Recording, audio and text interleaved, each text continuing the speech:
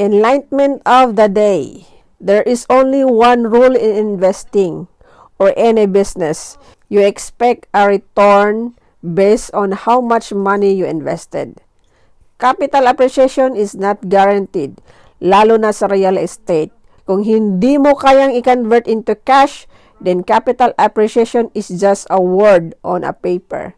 May pera ka lang sa sulat sa papel, pero wala in actual monetary value. Refinancing your equity tapos negative cash flow pa rin, niloko mo lang ang sarili mo. Sarili mo pa rin pera yan, in-extract mo sa bangko. Imagine sarili mong pera, ikaw nag-interest tapos ang bangko ang kumita.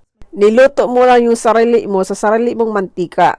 Kaya dapat, pag nag-invest tayo, laging may exit strategy para maibalik ang capital plus profit.